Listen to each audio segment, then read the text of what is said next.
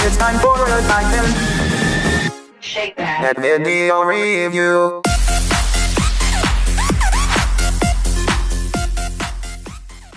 Titans Ed here, back for another video review, if I can talk right.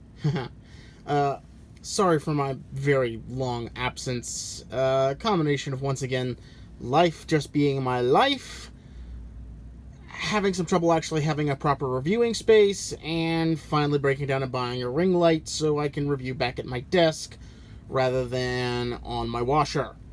So yeah, that was a thing. I'm hopefully going to be able to use this ring light for better reviews. I've definitely been using it for some better photography. If you have any hints about how to use a small ring light a small ring light, it's just basically something on a simple clamp with one of those flexible wires attached to it. If you've got any hints or tricks to help me with it, boy, I really can't talk today at all. Bad day to do a video review, but we shall persevere on. If you got any tips, let me know in the comments down below. Otherwise, let us continue with the review of Transformers War for Cybertron Siege Starscream. And oh my, yes, I do love this figure despite its several numerous faults, mostly contained in this vehicle mode. Yeah, I'm gonna get the big one out of the way. Yeah.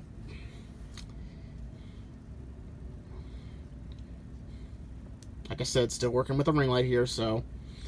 But yeah, the chest just hanging out on the back. I have been looking for the one that's actually pinned in. Unfortunately, the one I have is not pinned, and I haven't had the much success of trying to find a way to get that friction connection Hasbro seemingly put in out of nowhere to actually work. It kind of works, but not perfectly, and I haven't found a better way to fix it, so yeah. Anyway, the rest of the jet, however, I think looks really cool. Now, a lot of people have said that this thing looks like a Viper from Battlestar Galactica, and kinda, sorta, halfway like a super advanced Viper. If I remember correctly, the Vipers are kind of like just one long fuselage, and then a couple of engines and winglet slash tail fins just kind of shambled onto the top and the sides. This seems a little bit more advanced than that. Now, the other complaint is that he's a bit of a shell former. I don't think he fully encapsulates the concept of a shell former, as quite a lot of him is still very exposed. So I don't think he really encapsulates the concept of a shell former either, but I digress. Other than that, I do like the vehicle mode, although Hasbro, I really hope you are going to stop this, but seriously, this isn't battle damage, this is dirt. This is straight up just dirt. Like, here on the nose cone, that looks good. That looks like the paint's been scraped away because something hit the nose. But here on the side, that just looks like someone hasn't washed Starscream in a couple of days after a few bad missions. This doesn't look like battle damage, it looks like dirt. So, yeah.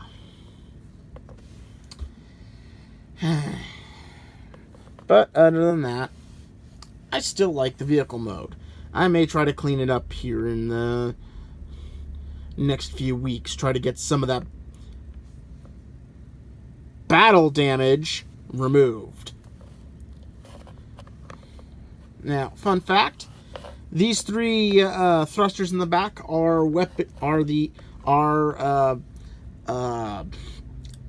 can't talk again.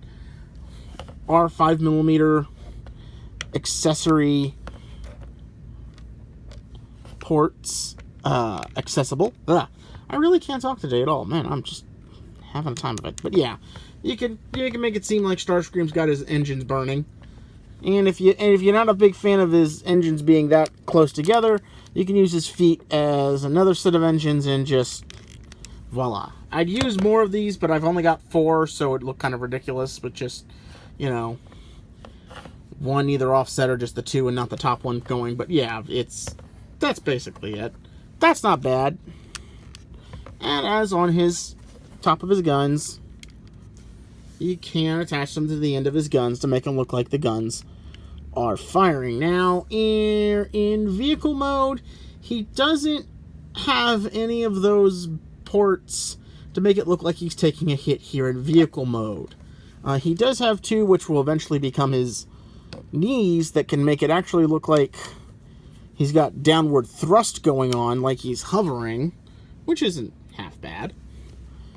And for those who are curious, he does have in between his feet a little 5mm, or not 5, or 1mm as figure arts port down there, specific for here in vehicle mode. He actually has one specific for his robot mode. That is especially, yeah. I really can't talk today. Is designed specifically for what that function. But yeah, there's a small one down there, though it's in a very inconvenient spot, so I would recommend having... The problem is you're going to have something very thin get into that, and I just worry because the center of gravity is not at that point, so it's could be very dangerous to snap anything you plug in there. So I'd recommend maybe just sticking something, wedging something between his legs in vehicle mode to hold him in place for any aerial shots you might take with photography, or if you put him on a shelf like that. But other than that, I think his vehicle mode is good. Not perfect, obviously, but I could think of much worse vehicle modes. Much, much, much worse vehicle modes. Yeah. I'd take 10 of him over another one of this. The only thing good from this guy, his guns. They look more G1. Which we'll talk more about that in this Starscream's robot mode. But yeah, I think he's a lot better than the last Starscream we got. I think that's apparent.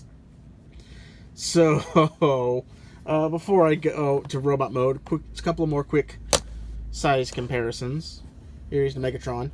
And before anybody asks, yes, I do have Siege Soundwave, and yes, he's going to get reviewed next after I'm done with Starscream. Like I said, I'm just testing the ring light to see how well I can do these reviews with the ring light. So, now, and Megatron does point out a good thing I can make better observation here. You see all the dirt and debris kind of scratches that Megatron has?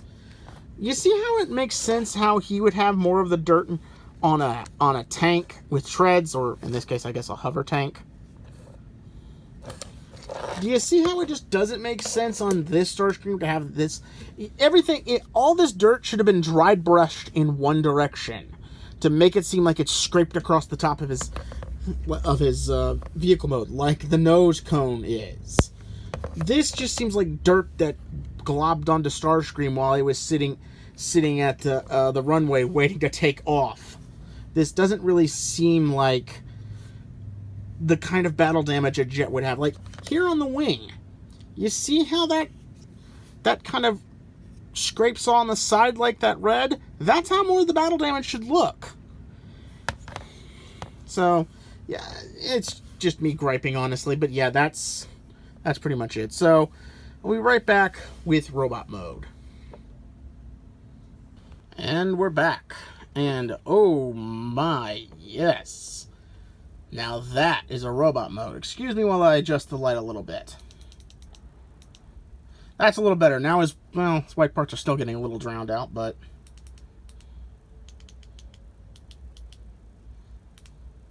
better. Sorry, like I said, I'm still testing stuff with this thing, with this setup, so... But yes, ooh, I love this robot mode. This is Starscream. Yeah, the wings could be a little more improved. Yes, the back intake things could use some color other than red. But other than that, yes, that's Starscream. I love this figure. This design is awesome. And Hasbro, how did you manage to get the dry brushing effect correct on his arms, but not his wings?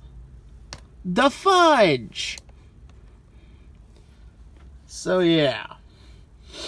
I really do like the way how they've done this figure.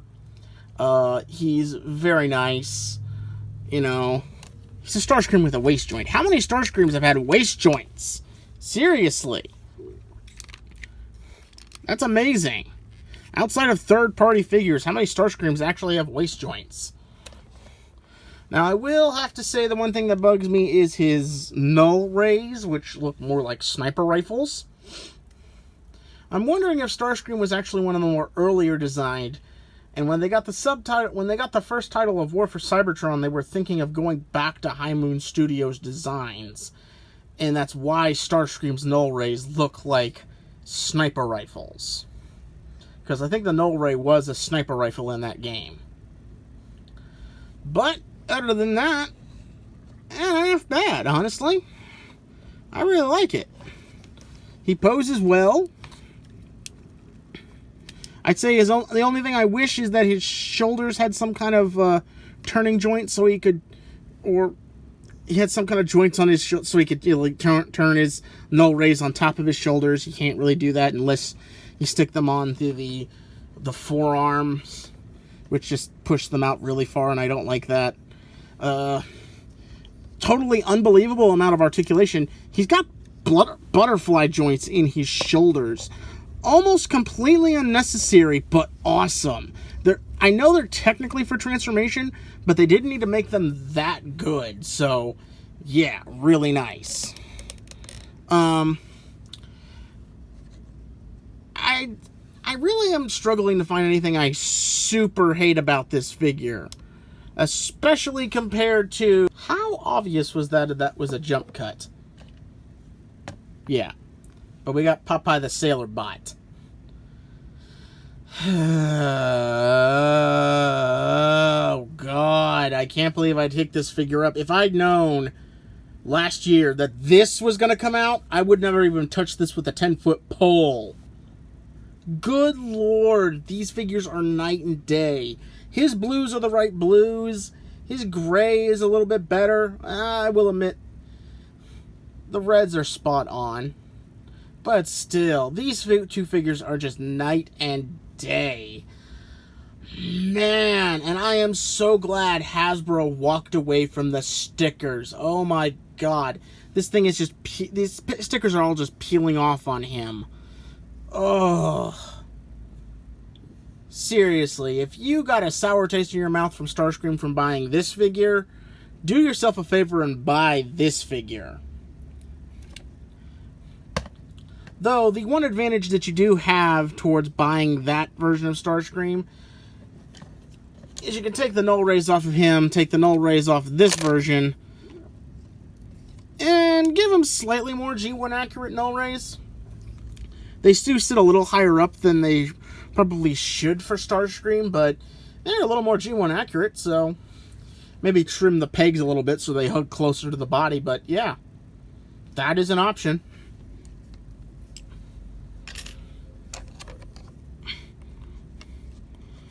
As for another size comparison, here we have him next to his Commander Megatron, and they look good together.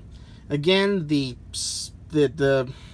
dry brushing damage is not really doing them both any kind of justice.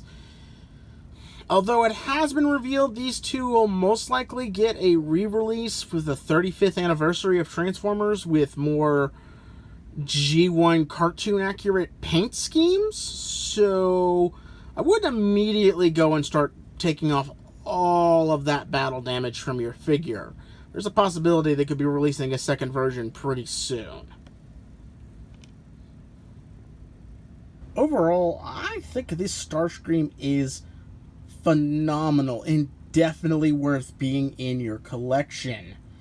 It is just a fantastic Starscream that looks awesome. And is easily one of the most posable Starscreams outside of the Revutech version I've ever gotten my hands on. I mean, seriously, this is the only Starscream I've ever been able to actually get into a sniveling pose.